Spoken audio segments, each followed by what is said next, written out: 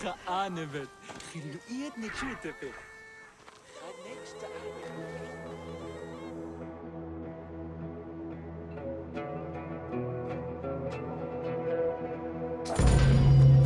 Welcome to Artisans of Ancient Egypt. It was under the watchful eye of Ptah of Memphis, the god of craft and architecture, that ancient Egyptians developed the unique rendition of the world they lived in. However, it is vital to understand that their view of art, and those who created it, was likely very dissimilar to the modern concept of the word. Instead of artists, the creative culture had skilled and respected artisans. The most significant categories of specialties for crafters were drawing, painting, sculpture, and metalworking.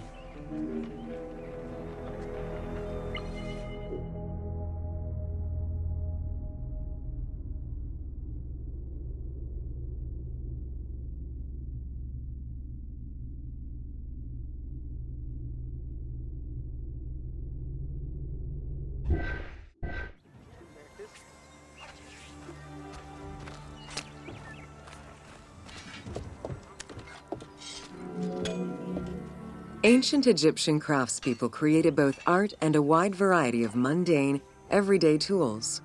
Every item created had a specific purpose and was produced by anonymous artisans who worked alone or with a team. Most crafts, such as pottery and metalworking, were utilized for everyday items. Luxury goods and artwork illustrations served temple rituals and were not meant for public display.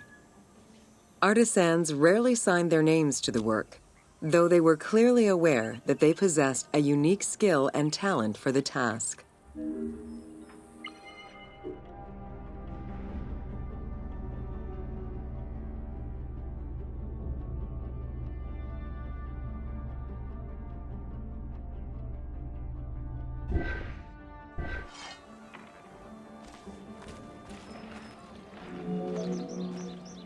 Art, in all its forms, has offered not only a practical insight into the way ancient Egyptians lived, but in how they viewed the world and their place in it.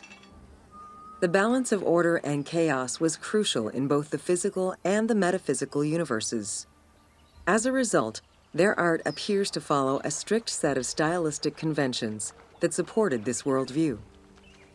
From households and palaces to temples and tombs, pottery, papyrus, and textile items were essential to the everyday life of ancient Egyptians.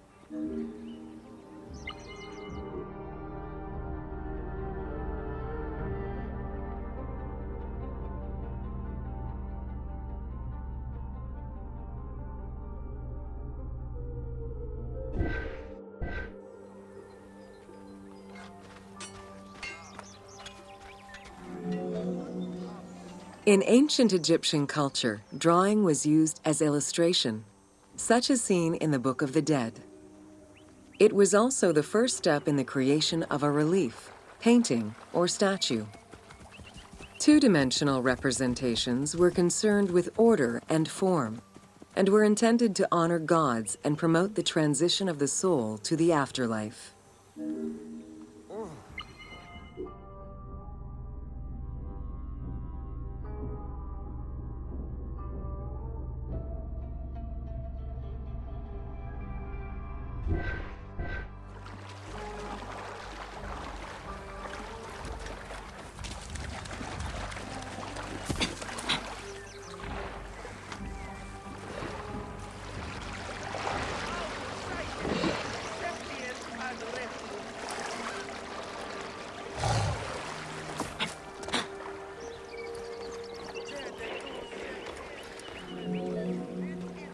Stylistically, Egyptians were concerned with the depiction of the human form's inner self. As such, artistic representations were not concerned with realism, but rather with idealized youth and perfectly harmonious visuals.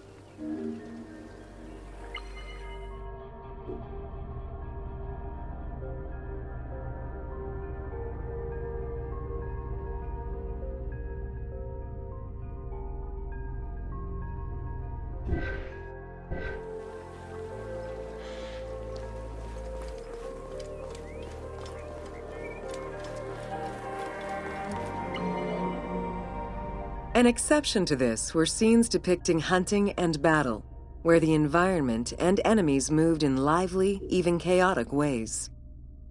Animals and foes were depicted piled up, as if describing chaos, with Egyptians standing in solemn, disciplined poses, bringing order to the scene.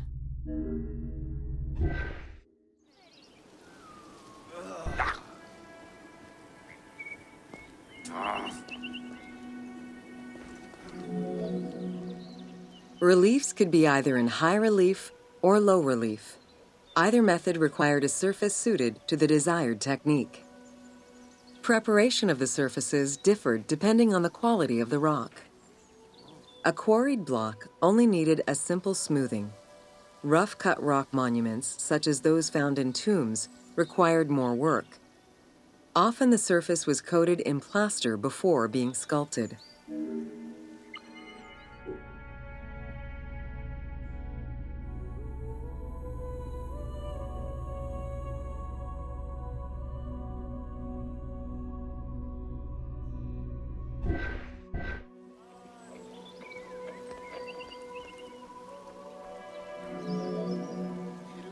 For reliefs, preliminary sketches were drawn in red, then framed with a red grid to position the elements of the scenes.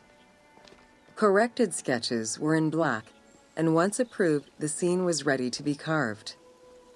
This method likely explains the name given to relief makers, the one who draws the outlines.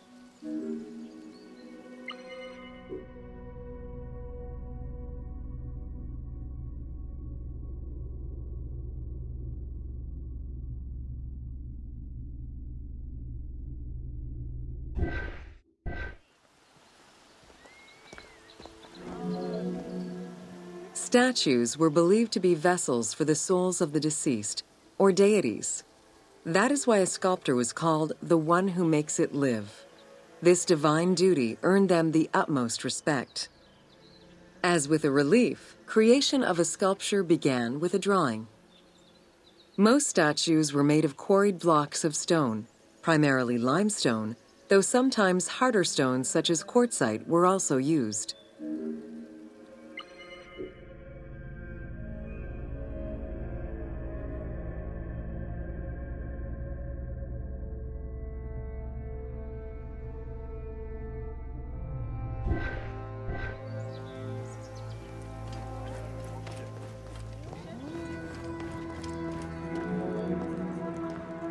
In ancient Egypt, the profession of crafter was organized and relied on a specific hierarchy.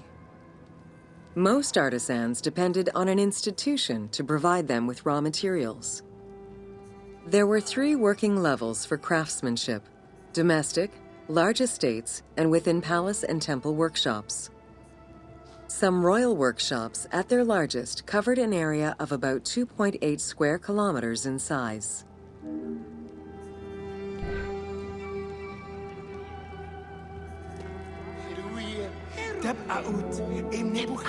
At the domestic level, most Egyptians were craftspeople to a greater or lesser extent. The ability to repair tools was a daily necessity. Crafted everyday items could also be bartered for at the local market. Artisans with skills but lacking in resources worked at large estates, where the elite provided them with space to work and raw materials. The most skilled artisans were employed in royal or temple projects and benefited from a special status. They were provided with good workspaces and considered to be highly skilled.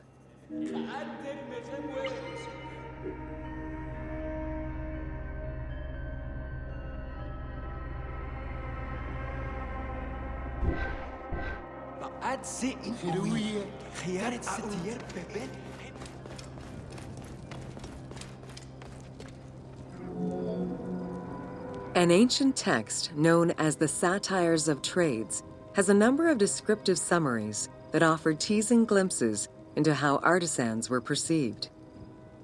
A coppersmith was said to stink and have fingers that resembled crocodile droppings, while potters were said to be like those who lived in bogs. This view was likely exaggerated in order to highlight the most enviable position of all, that of the scribe.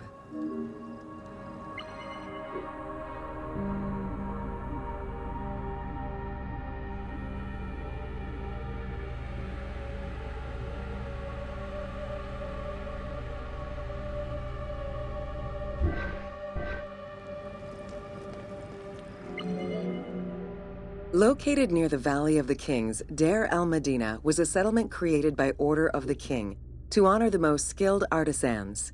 Its name translates as the monastery of the city.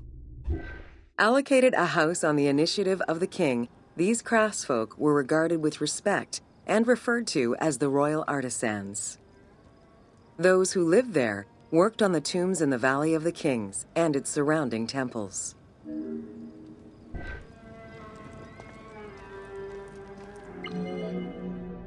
Archaeologists believe the site was home to skilled and respected artisans for over 400 years. It is considered one of the most important discoveries relating to Egyptian daily life. While much of the focus of Egyptian archaeology was on its kings and queens, it wasn't until the excavation of Deir el-Medina that Egyptologists were given a valuable window into the community life of ancient Egyptian artisans.